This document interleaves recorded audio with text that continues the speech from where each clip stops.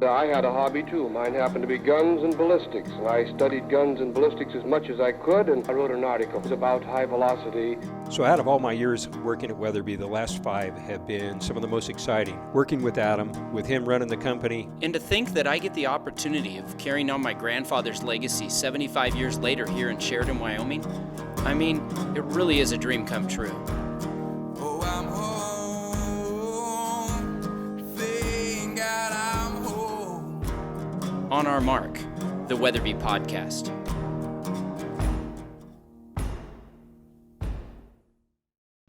Welcome to On Our Mark, the Weatherby Podcast. We wanted to talk a little bit about 2020 and a year in review, and 2021 looking forward. What's our outlook? So I'm Luke Torkelson, and special guest in this podcast room today, Mr. Adam Weatherby. Hello. Hello, Luke. Glad to be here with you today. Yeah, thanks for being on your own podcast. Yeah, and I must note, might as well just say it, it's actually our second day in a row recording this podcast. Yes. Because as we were finishing up yesterday, here's the deal. Wyoming has great weather most of the time, and occasionally we get in a storm or two. It was a little windy. Gusting over 50. Power went out about a minute from finishing the podcast. Yeah, wiped our memory card on the audio recorder. So we're doing a take 2, which means we've never before fully rehearsed a podcast, so this should be the best of all times, having been previously rehearsed. Yeah, probably. Or we could go the other way. We'll see what happens. Yes. Yeah, it's gonna be. You kind of get mixed up on. Did we already talk about that? Right. I think we can wrap it up now. This has been a great podcast. It's a good one. No, nobody was part of that. But it was crazy windy. We've had some crazy weather. We need some more moisture. Really, we do, because it's dry. Yep. But that's not what we're talking about. We're not here to talk about the weather, Luke. We're not. No. So let's talk about last year a little bit. Crazy year. Coming out, from 19 going into 20, we're like, 20 is going to be a great year. It's going to be awesome. We're going to do the best year ever. It's our first full year in Wyoming, fully set up shop. We had good business plans, and then the Rona hit. Yep. And we weren't sure what to take of that. So that started, roughly in March. And it was a circus for everybody because it was uncharted territory, right? Nobody knew what was happening. Places were getting shut down. We don't know. It's nuts. So we got through March relatively unscathed, and then April hit. And we were like, man, we don't have places to ship to because there's dealers that are shut down. Wholesalers are shut down, and we're like, our distributors, we had orders, but we couldn't ship them because people were putting orders on hold. And so we're like, oh man, is that what this year's going to look like? So what's going through your mind back in April?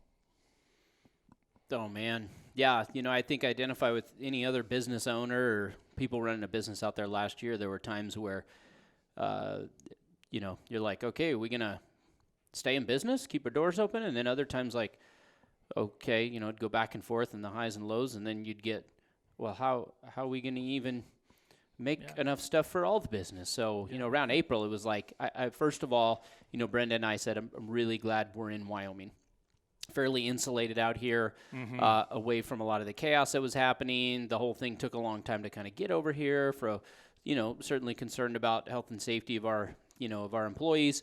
And then, as far as everything else, I was just like, we never closed down a day. Now, we've had people out and we've taken precautions, and, people have worked from home for a little bit. Obviously manufacture stuff. You can't manufacture stuff from home. I love that. Everybody's working from home. I'm like, You can't you can make put your CNC machine in in the back of your pickup truck and take it home. So, so I think it was highs and lows all year. April was the low on our part, going, what is going on? And I think most everybody at that point, unless you're making toilet paper, hand sanitizer in April, Did we do anything to get more toilet paper?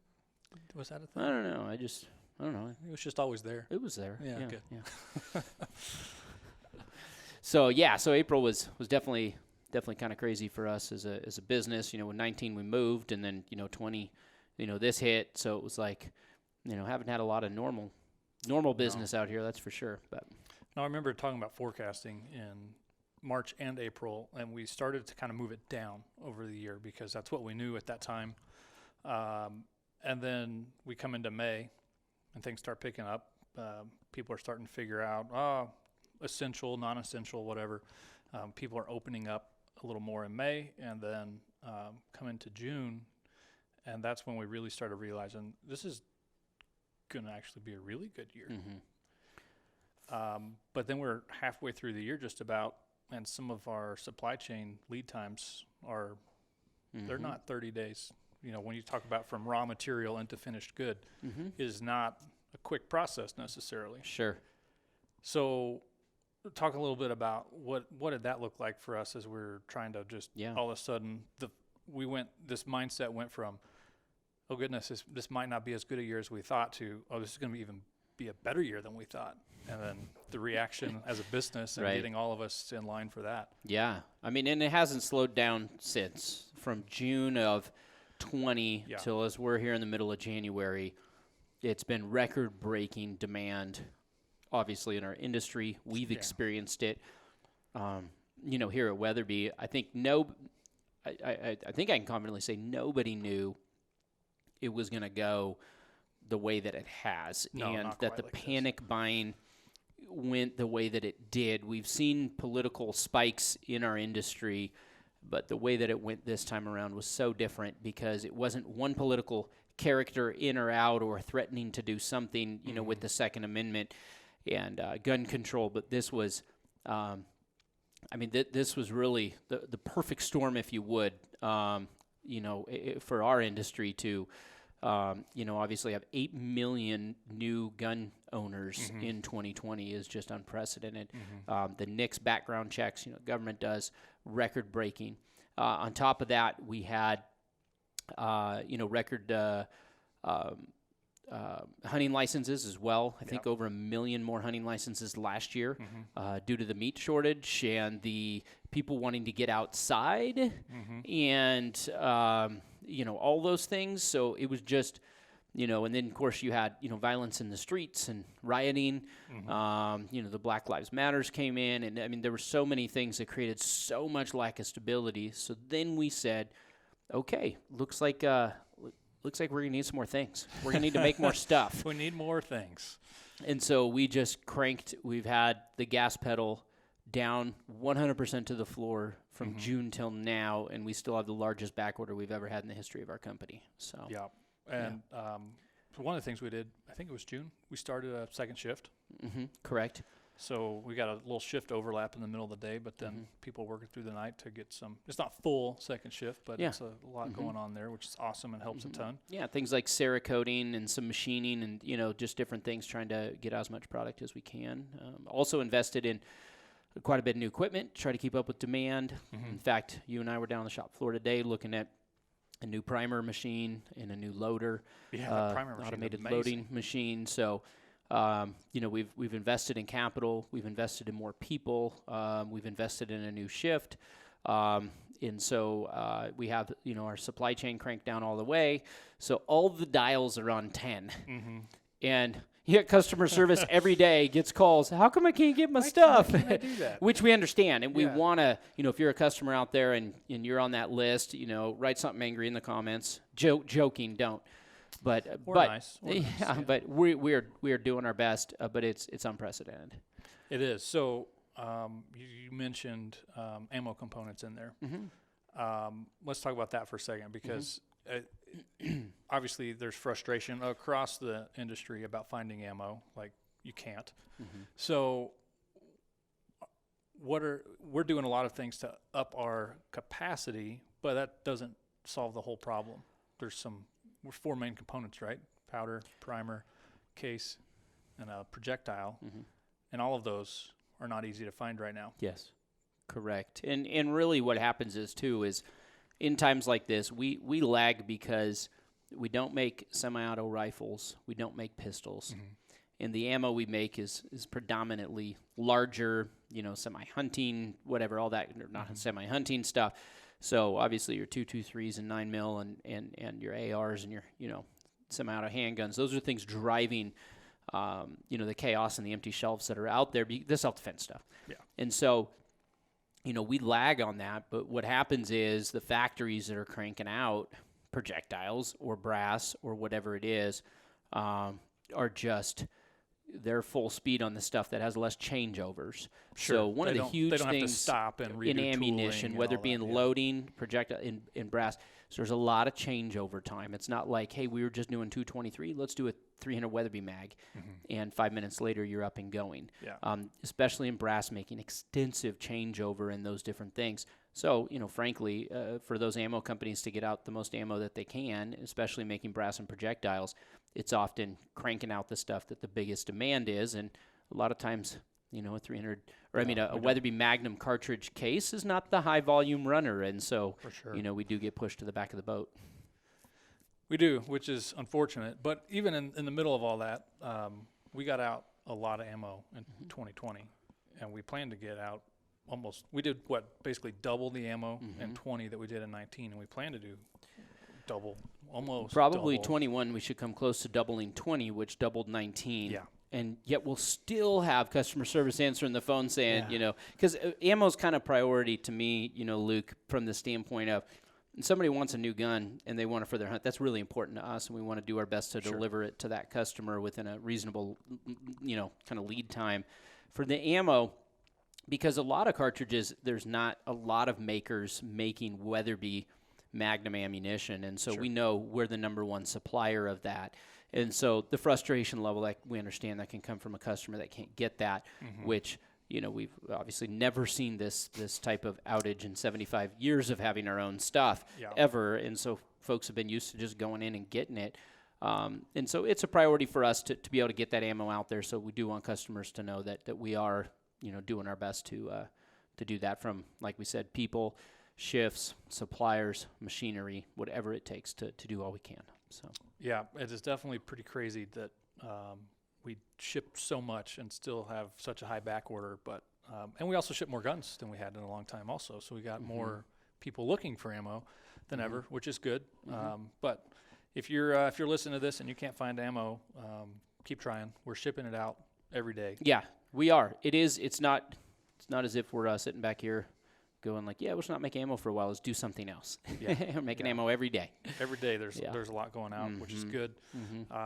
Can't guarantee when that's going to hit your individual gun shop, but we're doing the best that we can. So we're gonna keep doing that and try to actually do better. So let's talk a little bit about 2021. We talked a little bit about some investments in ammo, but what's the overall outlook for the year, for what we know today? I mean, it seems to change pretty quick right now. Sure.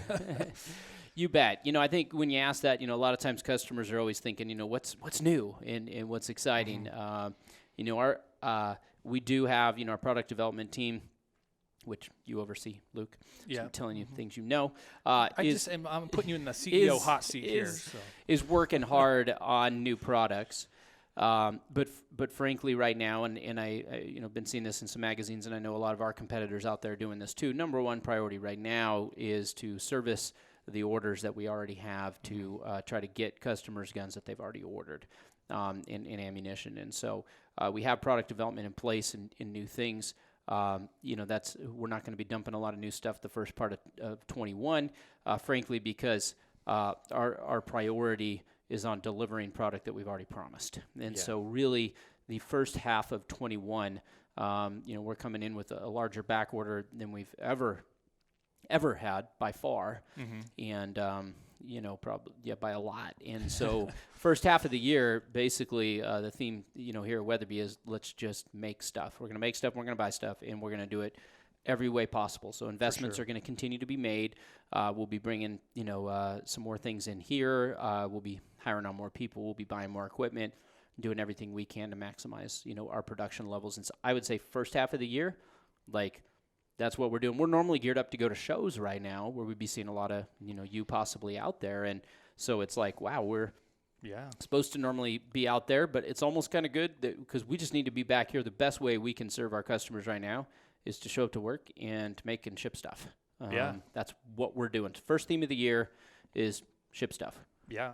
Speaking of shows, the virtual Sheep Week or Wild Sheep Show, we would have been in Reno right now. It's crazy.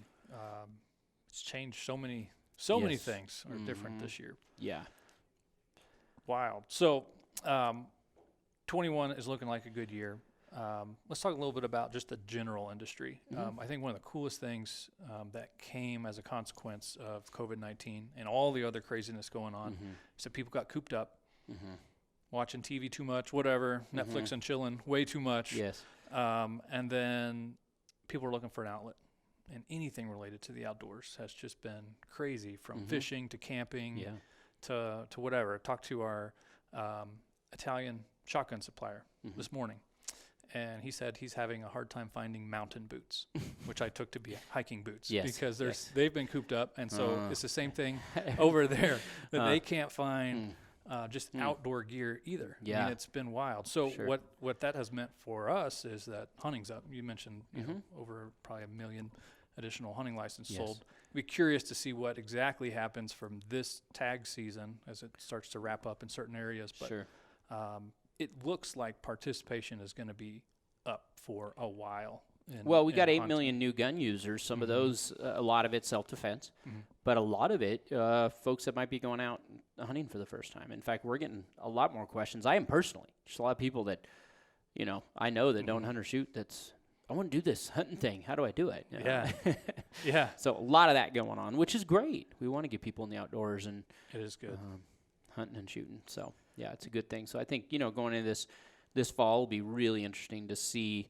You know, because hunting licenses have been on the decline, you know, for, 10, 20 years, 15 years, you know, kind of nationally. So it's the first year that it's really bumped up like that. And I think that's good. You know, we saw it here getting out on public lands. We saw, you know, a rise in the pumpkin farm, the orange hats out here. Pumpkin patch for days out there are a lot of ripe pumpkins out there. Yeah.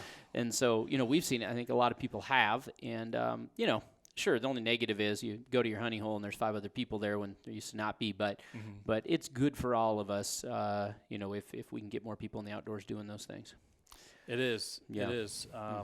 So I think one of the last things I really wanted to talk about, which is new, we didn't talk about this yesterday, going to surprise you a little bit, is it's not really a discussion, but it's just something I think an ask from Weatherby is there's some stuff going crazy after the stuff that happened in the Capitol last week. There's some unknowns out there with social media and other places. We don't know maybe how long we're going to be able to be. There's a First Amendment and Second Amendment seem to be under attack at the moment. I don't want to get all political, but what I do want to ask is our listeners is if you follow us on Facebook or Instagram, make sure you also subscribe to our email because there could come a day where we violated community standards, whatever that means. Yeah. But we want to make sure that we have a way to reach out to our fans and our customers and can kind of keep our message going out. So it's not really a statement or a discussion. But how do you do that? How do you can get on? I get 3 every time we get one. Well, I'm signed up 3 times. Yeah, because you get all employees that goes to. You're probably an individual, and then you may have a person. I don't mind it. They're so good. I read all of them. Yeah. They're so good. You can go to weatherby.com and sign up for our newsletter through there. There's a couple ways to get to it. Cool. But yeah, pull the. I don't think I even signed up. Did you sign me up? Yeah, we probably put you on there just so you see what's going on. That's good. Yeah. Okay. Outside of that, though, Adam, thanks for taking the time. I think it's really cool that we have a company where we can get the CEO on a podcast in a multiple medium and share like fairly intimate details about what's going on with our business and our outlook for the year. I know it's not a big surprise to people, but it's hard to do, especially in a privately held company. Public companies, I think, are required. They've got a fiduciary duty to their shareholders to report. You don't have that, so I think it's really cool that you do that. No, well, thanks.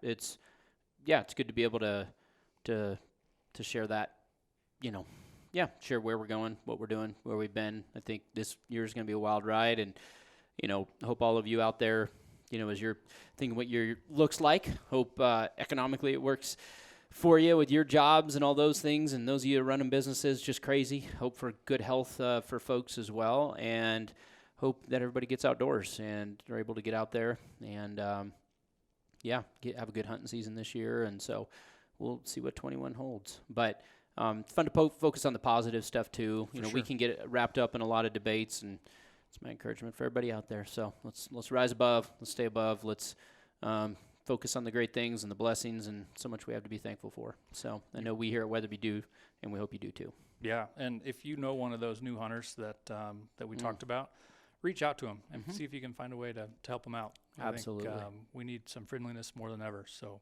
Yep. take advantage of that and become a mentor. Turn your electronic device off, grab a new hunter, and go into the great outdoors. Awesome. Yeah. Thanks, Adam.